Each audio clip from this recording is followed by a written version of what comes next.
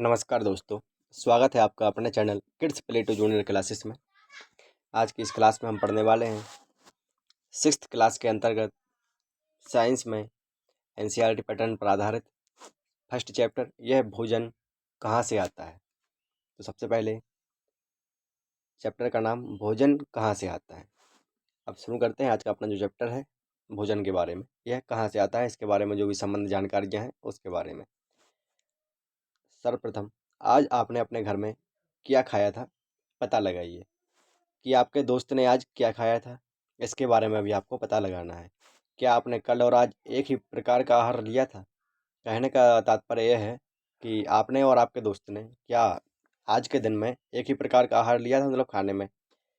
क्या यह सत्य है? नहीं, यह मुमकिन नहीं हो सकता है, क्योंकि अलग अलग समय में हम भिन्न भिन्न प्रकार का आहार लेते हैं।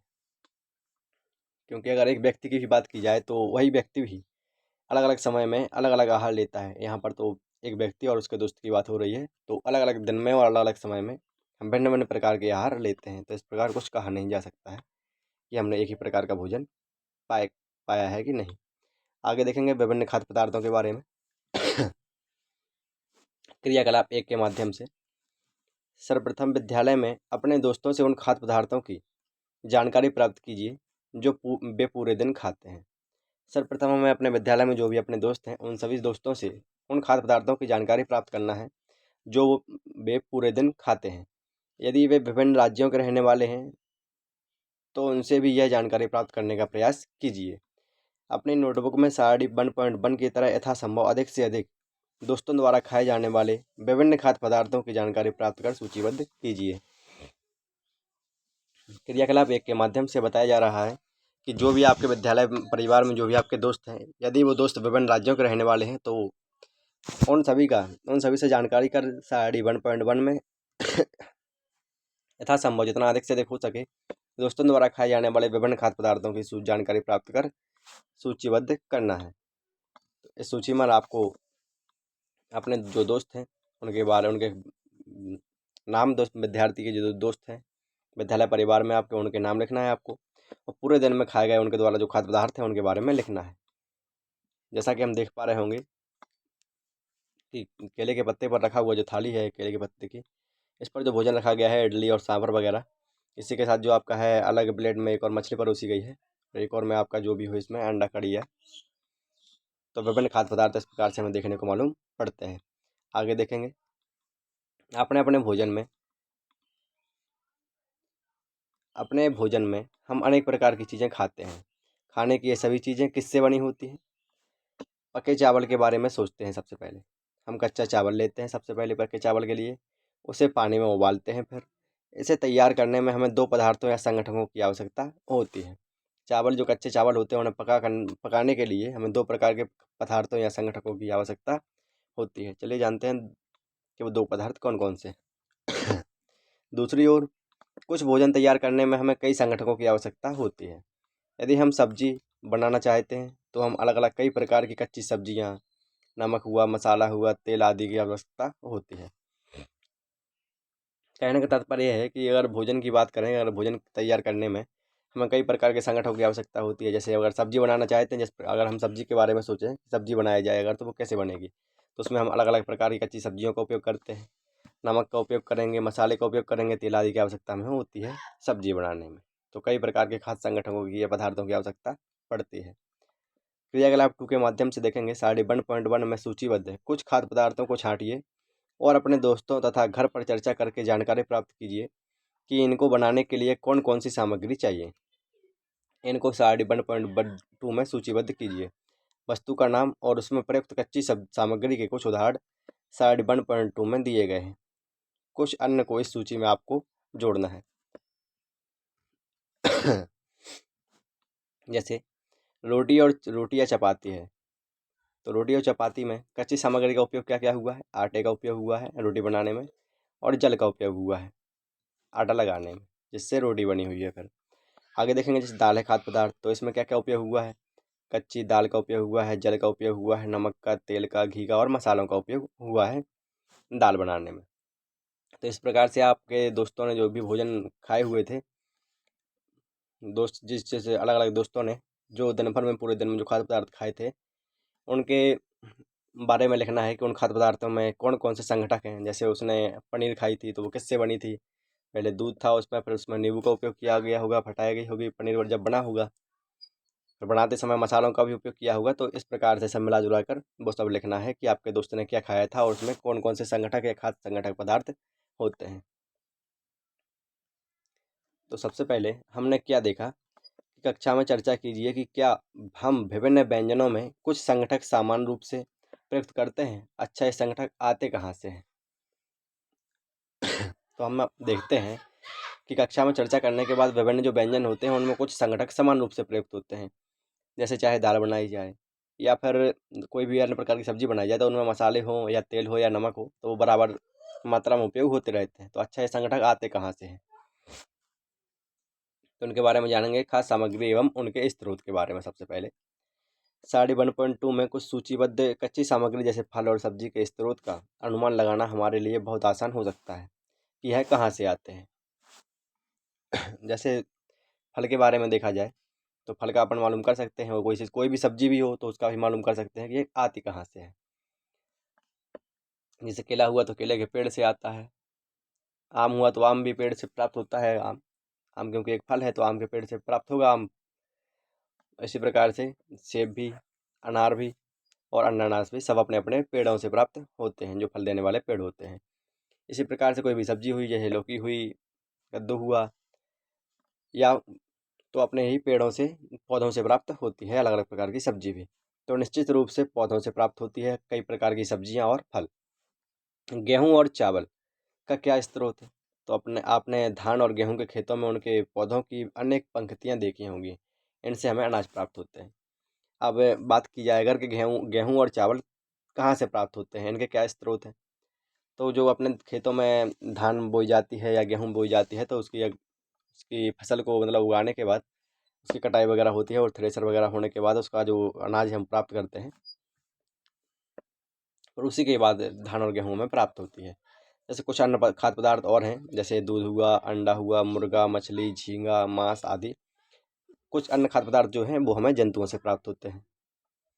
तो कहने का तात्पर्य है, आप दोनों ये चीज़ें याद रखेंगे कि जो हमें फल और सब्जी वगैरह हैं इनके जो स्रोत हैं वो हमें कहाँ से प्राप्त होते हैं? निश्चित रूप से पौधों से प्राप्त होते हैं। और जो गेहूँ और चावल हैं वो कहाँ से प्राप्त होते हैं? पौधे की अनेक पंक्तियाँ होती हैं, इनसे हमें अनाज प्राप्त होता है, जो धान और गेहूँ होती हैं इनसे। और कुछ अन्य खाद्य पदार्थों के बारे में बात करें अगर, जैसे दूध, अंडा, मुर्गा, मछली, झींगा, मांस आदि, तो ये हमें कहाँ से प्राप्त होते हैं? जंतुओं से प्राप्त होते हैं ये सभी खाद्य पदार्थ। आगे देखेंगे, नेक्स्ट क्रियाकलाप 3 के माध्यम से देखेंगे हम। आइए हम पूर्व सूचीबद्ध खाद्य पदार्थों एवं उनके संगठनों के स्रोत को जानने का प्रयास करते हैं। कुछ उदाहरण सारणी 1.3 में दिए गए हैं, कुछ और उदाहरण इस सूची में जोड़िए आप। इसके रिक्त स्थानों की पूर्ति कीजिए। क्रियाकलाप 3 से हम क्या निष्कर्ष निकालते हैं? पौधे विभिन्न खाद्य संगठनों जैसे कि अन्न हुआ, सब्जी हुआ, जो आप देख पा रहे होंगे कि धान का खेत है जिसमें पंक्तिवार धान बोई जाती है। इसमें धान लगी हुई होती है खेतों में, इसकी फसल होती है एक प्रकार की। इसी प्रकार आप देख पा रहे होंगे जो गेहूँ है, गेहूँ निकालने के बाद इसको काटने के बाद इसका परिवहन होता है, फिर आप ले जाते हैं, अनाज के स्रोत होते हैं, धान हुआ, गेहूँ हुआ। आगे देखेंगे, क्रियाकलाप 3 से हम निष्कर्ष क्या निकालते हैं कि पौधे विभिन्न खाद्य संगठनों जैसे कि अन्न हुआ, सब्जी तथा फल इत्यादि के स्रोत होते हैं। पौधों से ही हमें अन्न प्राप्त होता है, सब्जी प्राप्त होती है तथा फल इत्यादि प्राप्त होते हैं। ये सब इनके स्रोत क्या होते हैं? पौधे होते हैं। जंतुओं से हमें दूध होता है, मांस होता है, अंडे तथा अन्य जानता उत्पाद प्राप्त होते हैं। जैसे घी, मक्खन, पनीर इत्यादि अन्य जंतु उत्पाद में आते हैं। और दूध, मांस, अंडे इत्यादि भी हमें जंतुओं से प्राप्त होते हैं। अन्य सब्जी तथा फल जो हैं वो विभिन्न प्रकार के पादपों से प्राप्त होते हैं।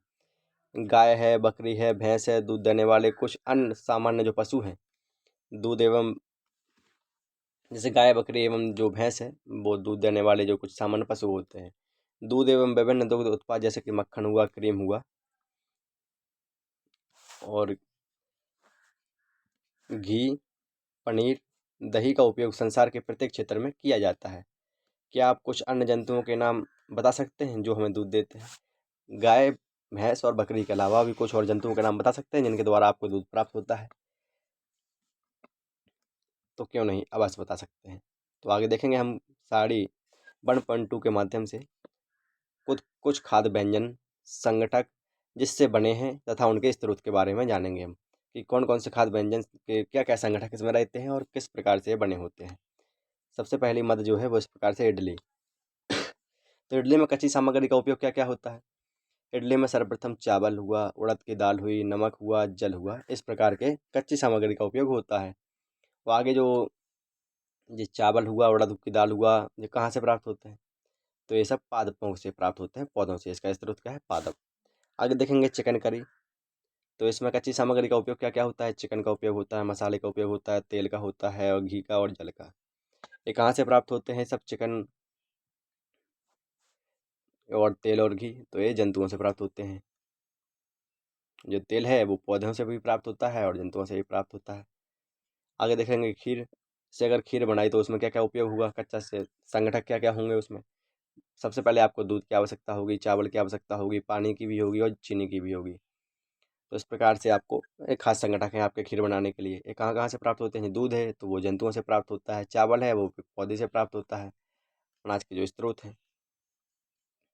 आगे देखेंगे भोजन भोजन के रूप में पौधे के भाग और जंतु उत्पाद के बारे में हम जानेंगे कि पौधे का कौन सा भाग खाने योग्य होता है, पौधे का कौन सा भाग क्या कहलाता है, इसके बारे में जानेंगे और जंतु उत्पादों के बारे में भी जानेंगे।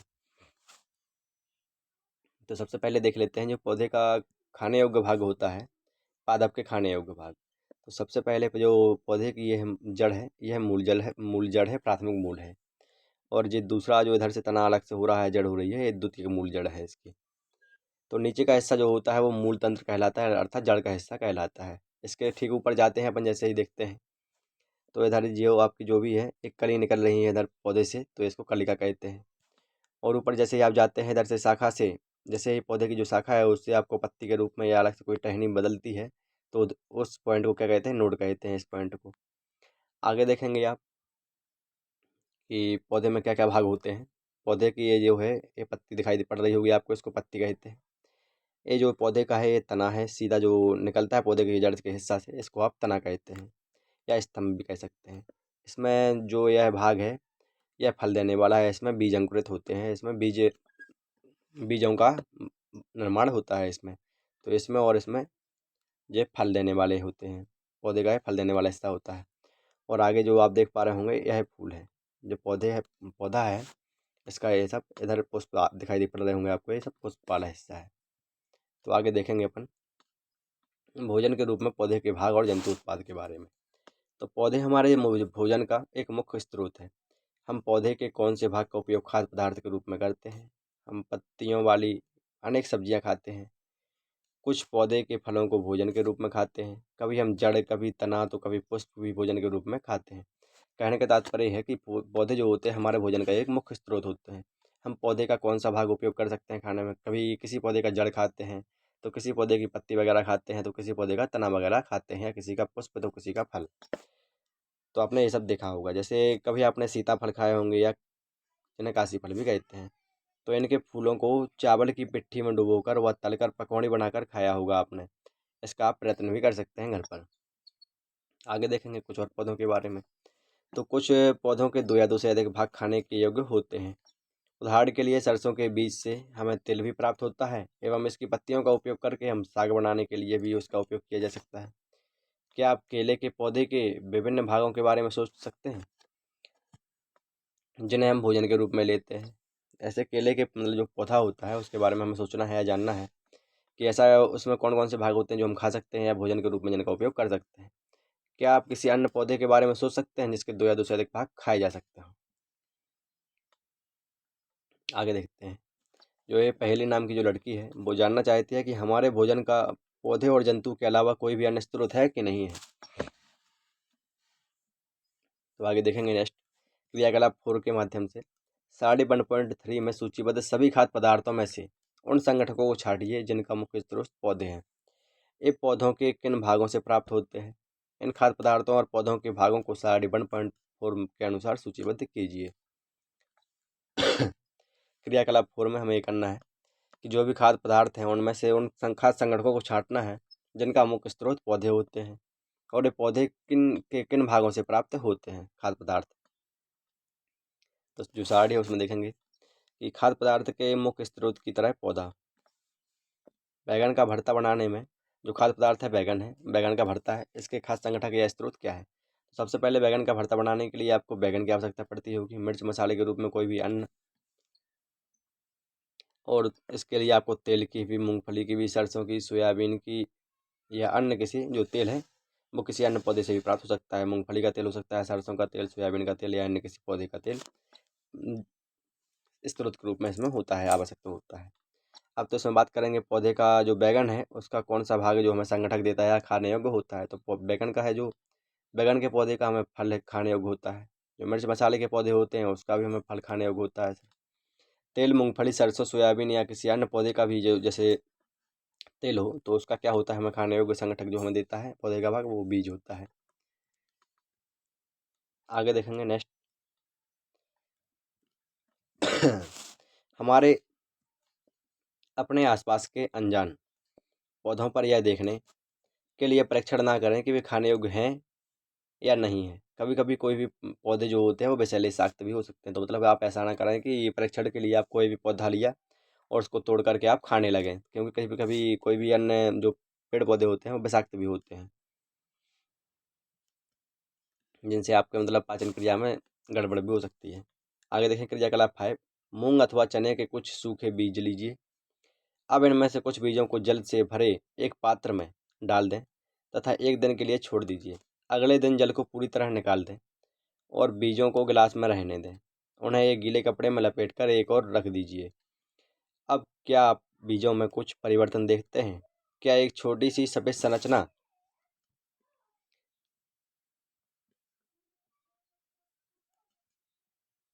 देखेंगे आप?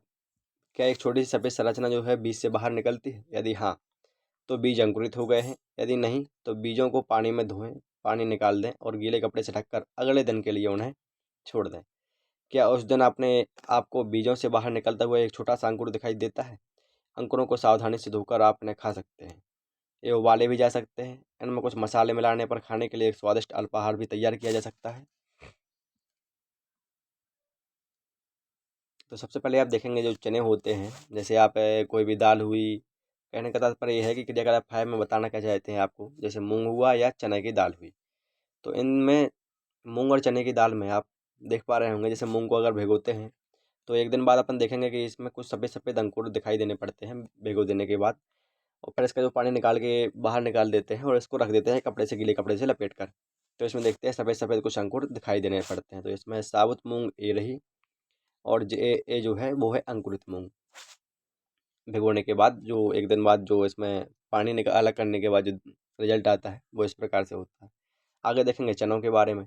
तो अगर चनों को भी फूलने के लिए डालते हैं या पानी में वो डालते हैं अपन गलने के लिए, तो 1 दिन बाद फिर इसको जब पानी से अलग कर देते हैं चनों को निकाल करके, तो इससे भी सफ़ेद सफ़ेद कुछ अंकुरित निकलने लगते हैं। तो ये चना है, साबुत चना है, और ये है अंकुरित चना।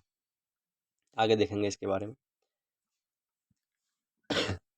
क्या आप जानते हैं कि शहद कहाँ से आता है? यह कैसे उत्पादित होता है?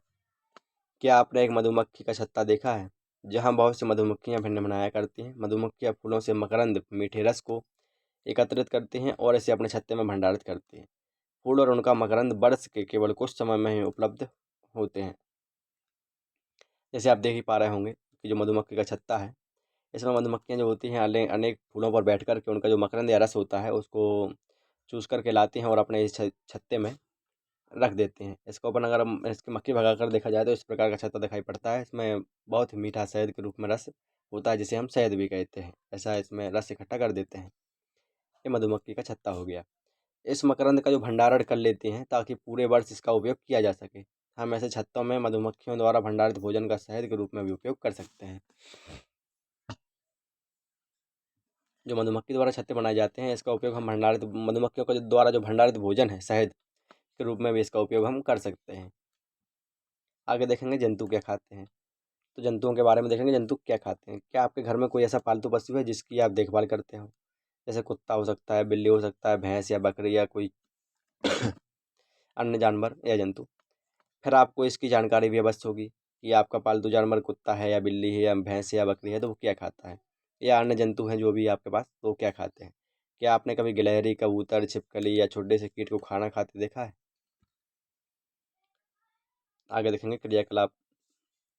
तो जो गिलहरी है, कोई भी जंतु है, तो वो कैसे खाना खाता है, तो इस प्रकार से आप देख पा रहे हो, तिनका उठा उठा कर गिलहरी अखरोट खा रही है इधर। इस प्रकार से ये लोग भोजन करते हैं जंतु अलग अलग। आगे देखेंगे क्रियाकलाप 6 के माध्यम से। सारणी 1.5 में अनेक जंतुओं के नाम लिखे हैं, उनमें से कुछ जंतुओं द्वारा खाए जाने वाले भोजन भी लिखे हैं। सारणी में रिक्त स्थानों की आपको पूर्ति करना है। जैसे कुछ इस क्रियाकलाप के माध्यम से आपको यह करना है कि सारणी जो है, सारणी 1.5, इसमें जंतु और उनके भोजन के बारे में कुछ दिया गया है। इनमें से कुछ खाली है तो इनके बारे में आपको लिखना है। तो इसमें से जीव का जो नाम है, इसमें भैंस के बारे में बताया गया है। इसमें खाया जाने वाला भोजन क्या है? तो भैंस क्या खाती है? घास भी खाती है, खली भी खाती है, भूसा भी खाती है, अनाज खाती है और पत्ती खाती है। आगे देखेंगे बिल्ली के बारे में। तो बिल्ली क्या खाती है? छोटे जंतुओं को खाती है, पक्षी खाती है, दूध भी पीती है। ये बिल्ली का है। और ये सब जो है, चूहा, शेर, बाघ, मकड़ी, छिपकली, गाय, मनुष्य, तितली, कौआ, अन्य अन्य कोई भी, तो अन्य जंतु या जानवर, तो ये क्या क्या खाते हैं, इसके बारे में भी आपको लिखना है। जैसे मनुष्य है तो मनुष्य क्या खाता है? दाल खा सकता है, सब्जी खा सकता है, रोटी खाता है, चपाती, अलग अलग प्रकार के भोजन करता है। यह भोजन कहाँ से आते हैं, इसके बारे में भी आपको जानकारी देनी है। आगे क्रियाकलाप 7 के माध्यम से हम जानेंगे कि अलग अलग प्रकार के भोजन करने वाले जो जंतु उत्पाद हैं या पादप उत्पाद हैं, उनको ग्रहण करने वाले व्यक्ति को शाकाहारी या मांसाहारी या सर्वाहारी किस प्रकार से मानते हैं। फिर से सारणी 1.5 को ध्यान से देखिए और इसके जंतुओं को 3 वर्गों में विभाजित कीजिए। पहले वर्ग में केवल उन जंतुओं के नाम लिखिए जो केवल पौधे खाते और पादप उत्पाद खाते हैं, इन्हें शाकाहारी जंतु कहते हैं। कहने का तात्पर्य है कि जो भी जंतु इस प्रकार के होते हैं कि जो केवल पौधे खाते हैं या पादप उत्पाद खाते हैं या पौधों से जो उत्पाद प्राप्त होते हैं उनको खाते हैं, तो उन्हें शाकाहारी जंतु कहते हैं। यहाँ कुछ जंतु ऐसे भी होते हैं जो दूसरे प्राणियों को खाते हैं, उन्हें दूसरे वर्ग में रखते हैं। इन प्राणियों को मांसाहारी जंतु कहते हैं। इनमें से कहने का तात्पर्य यह है कि कुछ जंतु इस प्रकार के भी होते हैं जो किन्हीं प्राणियों को भी खाते हैं, अपने से छोटे कीट पतंगों को खाते हैं, तो उन्हें कहते हैं, इन प्राणियों को मांसाहारी जंतु भी कहते हैं।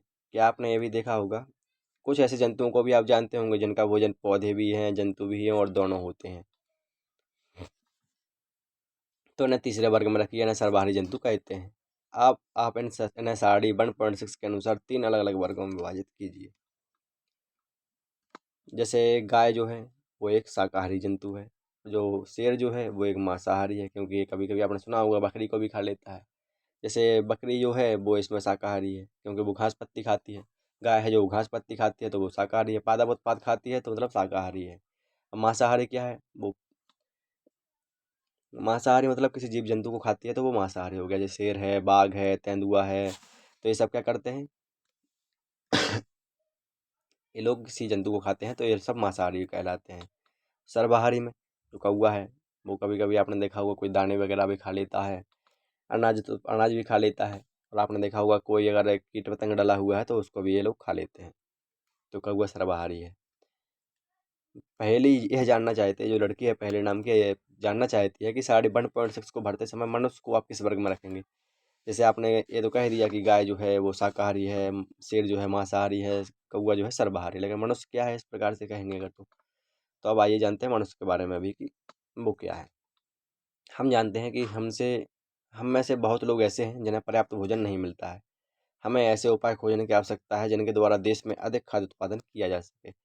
यही पर्याप्त नहीं होगा, बल्कि हमें कुछ ऐसे उपाय भी खोजने चाहिए जिनसे यह सुनिश्चित हो सके कि यह भोजन हम में से प्रत्येक को आसानी से उपलब्ध भी हो सके। तो कहने का तात्पर्य है कि हमें कुछ ऐसे प्रकार की इस प्रकार के भोजन की तलाश करनी चाहिए जिससे देश में खाद्य उत्पादन अधिक से अधिक किया जा सके। और बल्कि खाद्य उत्पादन के बारे में ऐसा सोचना चाहिए कि जो आसानी से प्राप्त भी हो सके। आगे देखेंगे, जो आज का अपना पाठ था उससे कुल मिला के भोजन कहाँ से आता है, इससे यह देखेंगे कि इसमें प्रमुख जो चीज़ें हैं, सारांश क्या निकलता है इससे। आज का जो अध्ययन करने के बाद इसमें मुख्य रूप से सारांश क्या है, तो भारत के विभिन्न प्रदेशों में खाए जाने वाले भोजन में बहुत अधिक विविधता है। कहने का तात्पर्य है कि अलग अलग भारत के जो विभिन्न प्रदेश हैं या राज्य हैं, अलग अलग जो या अलग अलग जो भारत के स्थान हैं, तो भिन्न भिन्न जगहों पर भिन्न भिन्न प्रकार के भोजन की विविधता पाई जाती है। आगे देखेंगे, हमारे भोजन के मुख्य स्रोत जो हैं पौधे हैं तथा जंतु हैं। अगर भोजन के स्रोत की बात करें तो हमारे भोजन के जो मुख्य स्रोत के रूप में पौधे का भी उपयोग होता है, जंतुओं का भी उपयोग होता है, विभिन्न प्रकार के। पौधे की बात करें तो अनाज के जैसे धान हुआ, गेहूँ हुआ, इनसे जो अनाज प्राप्त होते हैं उसके बारे में बात की जा सकती है।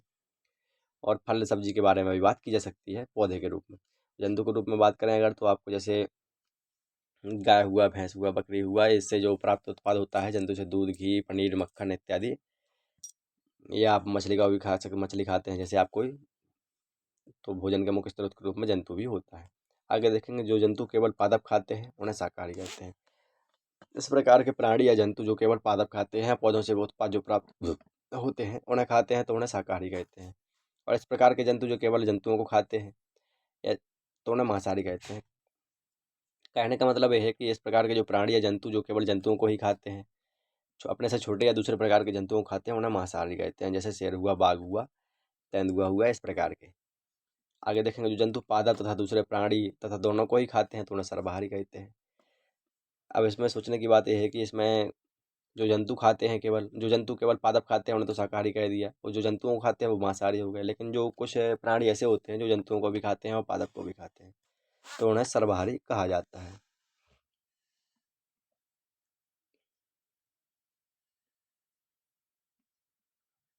तो इसी के साथ आज का जो अपना टॉपिक था एनसीईआरटी सिलेबस पर आधारित कक्षा 6 के प्रथम चैप्टर भोजन यह कहाँ से आता है वो समाप्त होता है। तो अगली क्लास में इससे संबंधित जो भी समाधान है, जो भी इससे प्रश्न या सारांश निकलते हैं, या इसके जो परीक्षा में पूछे जाने वाले जो भी क्वेश्चन या आंसर हैं उनके बारे में हम अध्ययन करेंगे अगली क्लास वीडियो में। तो आप सभी लास्ट तक वीडियो पर बने रहना उसमें। तो चलिए मिलते हैं अगली क्लास में एक और अगले नए टॉपिक के साथ। तब तक के लिए थैंक यू, वेलकम।